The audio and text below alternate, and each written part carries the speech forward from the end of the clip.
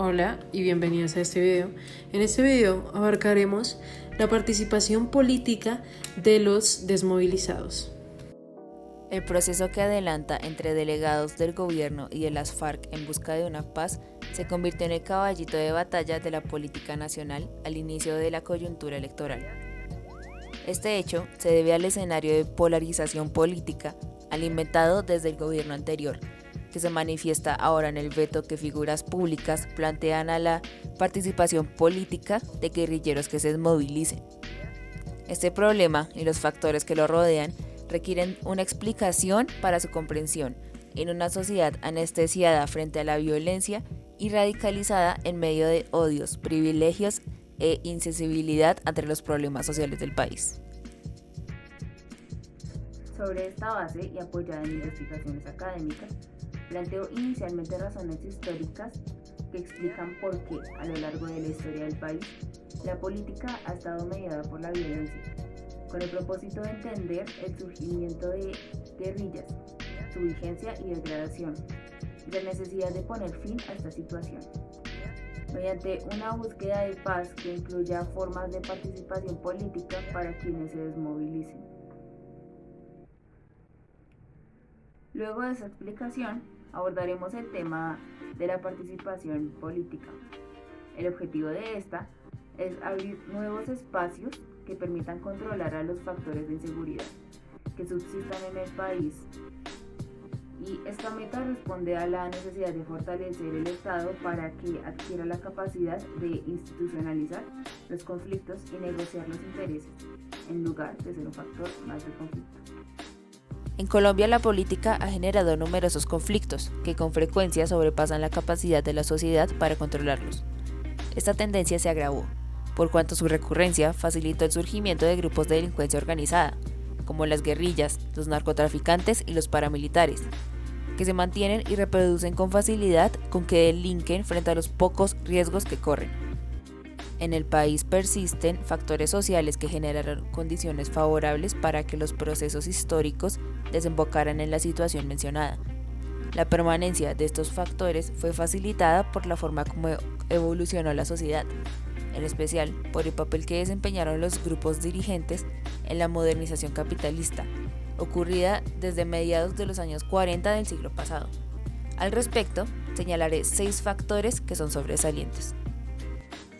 Como primer punto, la regionalización acentuada, dispersa y con tendencia endogénea, que ha dificultado una integración política para la formación de una nación claramente definida. En este ambiente no se han creado referentes nacionales fuertes y estables. En esta debilidad política de la nación ha impedido el fortalecimiento de estructuras nacionales como el Estado, los partidos políticos y la sociedad civil.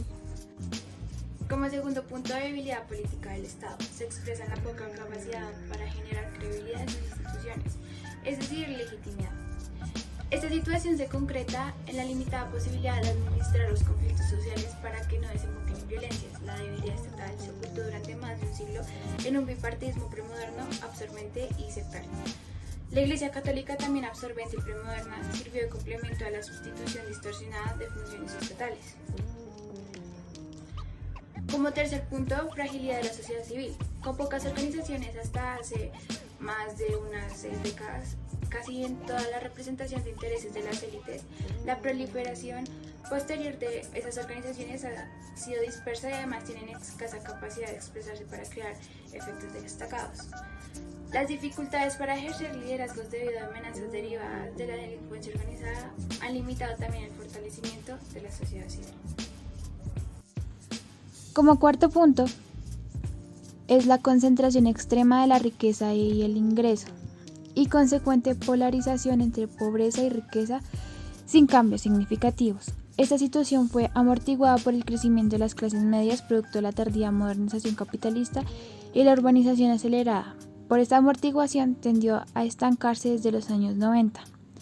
La exclusión social de gran parte de la población es el corolario de este factor. Como quinto punto, Como quinto punto, reproducción permanente del campesino pobre y excluido debido a las existencias de amplias fronteras agrarias aisladas y dispersas que mediante colonizaciones espontáneas consecuencia de la presión de los terratenientes cumplieron el papel de válvula de seguridad para los conflictos sociales hasta hace pocas décadas. Esa clase campesina facilitó al menos entre 1965 y 1985 la existencia de guerrillas. Como sexto punto, incapacidad de formular políticas sociales integrales, pero también de complementar las aprobadas para incorporar a sectores excluidos y romper la tendencia de concentración de la riqueza y el ingreso. Esto ha facilitado la continuidad de acumulación de capital sin regulaciones y la permanencia de privilegios entre los que sobresalen de los terratenientes. Su representación política sobredimensionada frente a la población diversificada ha contribuido a esta incapacidad de integración. En un ambiente que incluía los 6 factores mencionados, a mediados del siglo pasado comenzó un tardío y caótico proceso de modernización capitalista en la sociedad. Sus 2 décadas iniciales siguieron el sectarismo bipartidista en el periodo conocido como la violencia, que provocó masacres e inesperados cambios sociales. Además de alimentar la debilidad del Estado, comenzó entonces una dispersa, rápida y desorganizada urbanización y una inestable diversificación de la sociedad. En medio de la violencia y con el fin de acabar con ese caos, sectores liberales de la clase dirigente forzaron un proyecto de modernización del Estado a través del régimen del Frente Nacional entre 1958 y 1974. Esta modernización política se apoyó en un bipartidismo excluyente, que careció de proyecto de nación al reflejar los intereses de unas élites, cobijadas aún por el exclusivo modelo oligárquico latinoamericano ahora agotado. El proceso de modernización social y política integró y transformó antiguos problemas no resueltos en la sociedad, en particular el de la tierra, a los que se les agregaron los producidos por los nuevos cambios, sin que se les plantearan soluciones efectivas. En busca de soluciones, los grupos dirigentes trataron de incorporar sin éxito los conflictos sociales al nuevo régimen, para articular los intereses dispersos en la sociedad. Mediante este régimen, la burocratización y el clientelismo sustituyeron al sectarismo como motor de producción del bipartidismo, al expandir el aparato del Estado como medio de integración frente a la diversificación de intereses y el aumento de conflictos. Gracias. Este modelo de integración social supuso, además que suprimir la oposición democrática, se limaban las esperanzas políticas del bipartidismo y se disminuían los conflictos. Pero la diversificación social creció por fuera de un establecimiento limitado en su influencia a partir de la pérdida de las ideologías que pertenecían al bipartidismo, creando sus propios medios de protesta y oposición. La inestabilidad social desbordó así el control de las normas legales, a medida que su aplicación equiparó las protestas sociales con la subversión nacida de los ragazos de la violencia. Los estímulos de la Guerra Fría y la ausencia de la oposición regulada, la estabilidad formal de las instituciones sirvió de amortiguador e hizo pensar que los problemas sociales eran controlables con la continuidad del pacto del Frente Nacional y la improvisada pero persistente represión oficial. El contexto social y político en el que confluyó el país en los años 80 estimuló el crecimiento del narcotráfico mediante las necesidades campesinas en las zonas de colonización, su protección interesada por parte de la subversión y la penetración mafiosa en la economía nacional. El narcotráfico se convirtió en potenciador de problemas existentes como la debilidad del Estado y la consecuencia impunidad de la corrupción, estimulada por el clientelismo y el aumento de gasto público, la acumulación capitalista desregulada y la diversificación de la violencia. La ineficacia militar frente a la subversión indujo a los terratenientes a organizar grupos de paramilitares con la anuencia del ejército. Surgieron alianzas según regiones e intereses de grupos y sectores sociales legales e ilegales, y aumentaron la delincuencia y las acciones terroristas, entre las que sobresale el exterminio de la Unión Patriótica. La confrontación resultante desembocó que en la ambivalente coyuntura de 1989 y 1991 culminara con una nueva constitución que reconoció una sociedad emergente, afirmó la descentralización y permitió la apertura del modelo de desarrollo. El día de la asociación de la Asamblea Constituyente se produjo el fiasco de la toma militar de Casa Verde, el fin de la Guerra Fría y la aceptación estatal de su debilidad mediante la negociación con narcotraficantes rubricarán la nueva situación. El temor por parte de quienes detentan privilegios a que el nuevo régimen de la Carta del 91 se tradujera en un sistema político más democrático indujo el inicio de cambios constitucionales e hizo reducir los conflictos políticos en el establecimiento, el cual se reacomodó de acuerdo con las condiciones creadas por la apertura económica y el narcotráfico en expansión. La injerencia de Estados Unidos se hizo más ostensible, motivada por el fin de la Guerra Fría y su concepción prohibicionista y represiva contra las drogas. Así este sistema se volvió prioritario para la segunda hemisférica. La debilidad del Estado se expresó entonces en confusas alianzas para doblegar al grupo más desafiante de narcotraficantes, el Cartel de Medellín, incluso con el apoyo de sus competidores, el Cartel de Cali, lo cual confluyó en una confrontación indiscriminada del gobierno con narcos y guerrillas. Ese enfrentamiento trajo consigo la dispersión del narcotráfico, a medida que el establecimiento disimulaba sus vínculos con los narcotraficantes y estos buscaban la protección de guerrillas y paramilitares, sus nuevos socios antagónicos, estos últimos grupos se expandieron a la sombra de la incapacidad estatal para confrontar a una subversión ya degradada.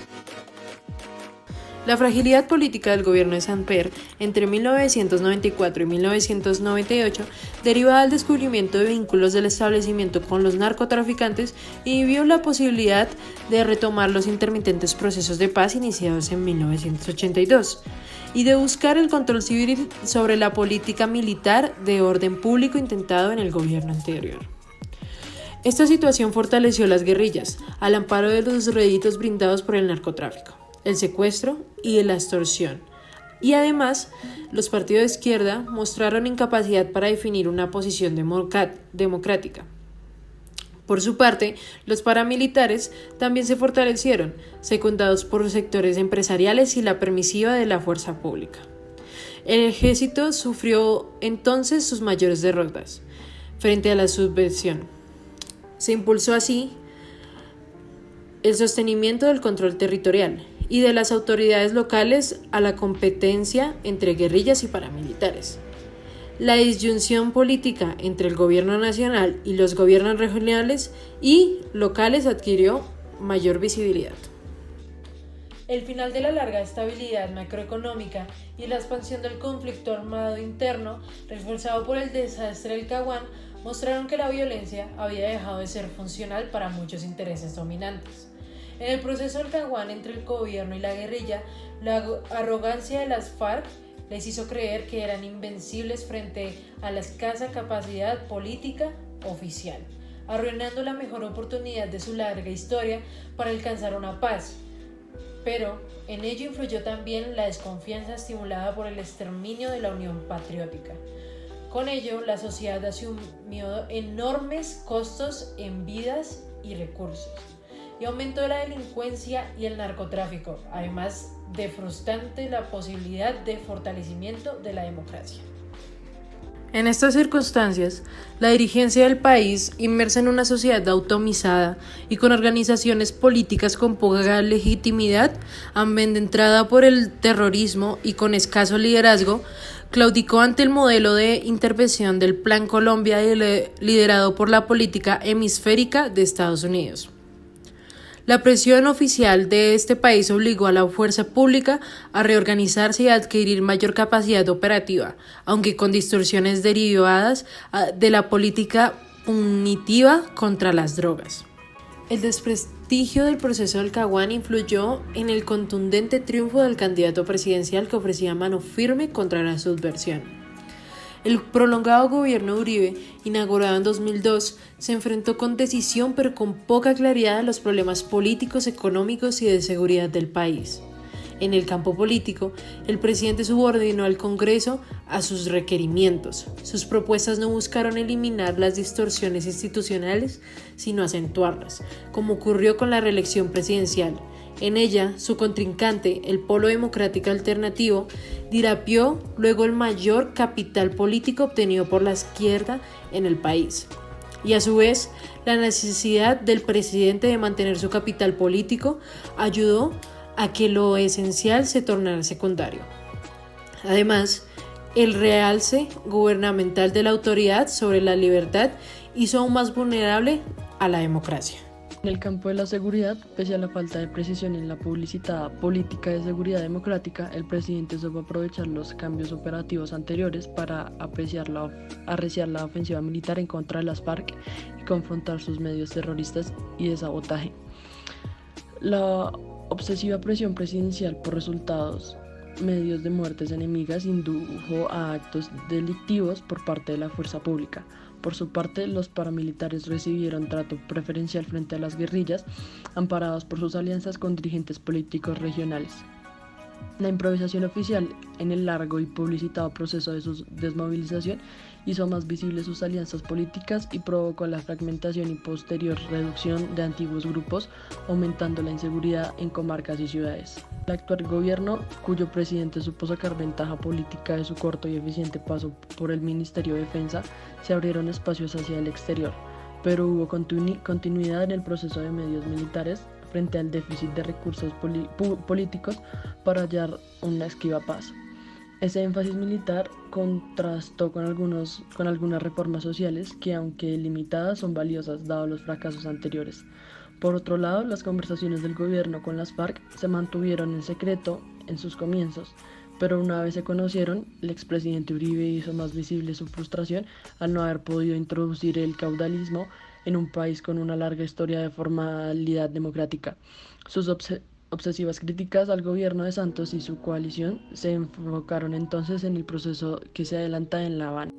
El recuento anterior de un país que ha llevado su historia en medio de violencias sirve de apoyo para tratar de punto 2 de la agenda entre el gobierno y las FARC. Se trata de la participación política por parte de eventuales desmovilizados de la guerrilla.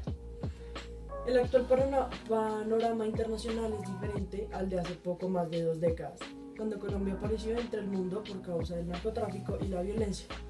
En este tiempo, las élites continuaban con indultos y amnistías cada vez que se agotaba cada uno de los tantos conflictos armados. Pero los efectos de la finalización de la Guerra Fría, como el realce de organismos multilaterales y los traumas causados por las guerras, situaron en el primer plano de las relaciones internacionales de los derechos humanos y el VIH, además de normas y mecanismos para buscar y mantener la paz. Se quebró así el desgastado dogma formulado por von Clausewitz en 1992, cuando afirmó que la guerra es la continuación de la política por otros medios. De lo que se trata ahora es de entender que la guerrilla es un fracaso de la política en su búsqueda de paz, pues hoy su objetivo central es evitar la guerra institucionalizando los conflictos y negociando los intereses presentes en la sociedad. Esta premisa debería ser el eje de las conversaciones en La Habana, ya que estos no son un sometido por parte de las FARC. De ahí la necesidad de buscar la participación política de quienes se desmovilicen, pero no mediante amnistías o indultos, sino a través de recursos internacionales y nacionales expresados en modelos de justicia transicional. El acto legislativo, Marco Legal para la Paz, ha sido avalado por varios organismos nacionales consultados. Aunque es un marco normativo que ha recibido críticas, parece apropiado como mecanismo para lograr un equilibrio entre la búsqueda de una paz negociada y la satisfacción de derechos de las víctimas. Hoy no se trata solamente de dictar sentencias condenatorias y privativas de la libertad, sino de buscar mecanismos alternativos que faciliten poner fin a los conflictos armados, sin llegar a la impunidad. Los derechos de las víctimas, olvidados en indultos y amnistías pasados, y en las desmovilizaciones de paramilitares, son ahora la prioridad. Reconocerlos mediante la divulgación de la verdad y la búsqueda de reparación por parte de victimarios hace parte de los medios transitorios de justicia. También debe haber garantía de no repetición, incluida una rendición de cuentas por parte de las FARC. Asimismo, entre la multitud de casos que hacen imposible su investigación, seleccionar algunos destacados es imprescindible para llegar a una justicia razonable. Esto hace parte de una labor pedagógica de humanización del conflicto, no solo para las víctimas, sino para una sociedad anestesiada ante las tragedias, en las que priman ideologías radicales y vendetas. Esta concepción no invalida las investigaciones de delitos de lesa humanidad y crímenes de guerra, es decir, ataques planeados o generalizados contra la población civil, que tienen mayor trascendencia y requieren una definición. Además, le daría validez a principios de investigación y justicia, que no caerían en jurisdicción de la Corte Penal. Al no llegar a la impunidad, este organismo tiene jurisdicción en el país a partir de noviembre de 2002 para delitos de lesa humanidad y desde noviembre de 2009 para crímenes de guerra. Pero el problema más grave no es jurídico, sino político e ideológico. Si bien las FARC se han ganado un repudio generalizado por sus desmanes y crímenes y por descaro al negar hechos repudiables en contra de las leyes, este se ha acrecentado por conveniencia política del gobierno anterior y por la del ahora expresidente y sus huestes, quienes repudian esta guerrilla sin que medien intereses políticos, comprendan la trágica situación de la sociedad colombiana. Su reacción frente a un eventual éxito en las negociaciones sería tranquilidad y aceptación a la participación política de desmovilizadores. Pero no ocurre lo mismo con quienes han incorporado en sus opiniones y actuaciones públicas posiciones radicales y sentimientos de odio y venganza que contribuyen a alimentar la polarización de la opinión pública. Infortunadamente, el gobierno del presidente Santos no ha tenido la capacidad política suficiente para definir una posición de gobierno que busque al menos frenar el efecto de estos intereses desbocados. Algunas declaraciones de sus funcionarios sobre el proceso de paz no han sido afortunadas para este objetivo fundamental, aunque un poco tarde. Esta ambivalencia ha comenzado a corregirse, pero no lo suficiente. Un ejemplo al respecto es el del ministro de Defensa, que ha oficiado de facto como portavoz del gobierno en lugar de un vocero adecuado, como sería el ministro del Interior. Pero lo peor es que le ha hecho a rajatabla contra la guerrilla, sin tomar una posición política apropiada que subordine su ideología y sus conveniencias personales frente a las fuerzas bajo su mando. Por eso no es de extrañar el tono de las declaraciones públicas de sus subordinados, que en cada fase incluye objetivos ya saturados, como terroristas, narcotraficantes y bandidos, y otros tantos del mismo calibre. ¿Cómo puede, pues, ambientarse la sociedad una aventural paz con las FARC como cuota inicial para conseguir con otras manifestaciones de inseguridad pública? Si a las autoridades fomentadas la esquizofrenia que existe en este país fragmentado. Las formas de una posible participación política son muy diversas y podrían caber en los recursos que brinda la justicia transicional. Unos pocos ejemplos sobre la materia: nuevos movimientos y partidos, cupos transitorios en órganos de representación popular, conmutación de penas por beneficios a las víctimas o a la sociedad, penas cortas con posibilidades posteriores de participación e indultos a penas por delitos menores. Así, pues no hay que olvidar que, por definición, la imaginación política es un derecho fértil, sin necesidad de que se desquicie como ocurrió en el país. Además de formas de participación política y otras medidas que serán refrenadas por la voluntad popular mediante mecanismos adecuados previstos en la Constitución, será conveniente una reforma de fondo para inducir un sistema de partidos efectivos y democráticos que es inexistente. Habría que incluir allí un nuevo sistema electoral, así como reformas al régimen político para hacer más funcional la democracia. Sin esos cambios no tendría presentación abrir las puertas a una participación de guerrilleros desmovilizados en un campo minado por el clientelismo, la corrupción, las alianzas criminales y, lo peor, por ciertos delincuentes que ejercen la política. En este caso, será ofrecerles en bandeja de plata a los guerrilleros la tentación de continuar delinquiendo.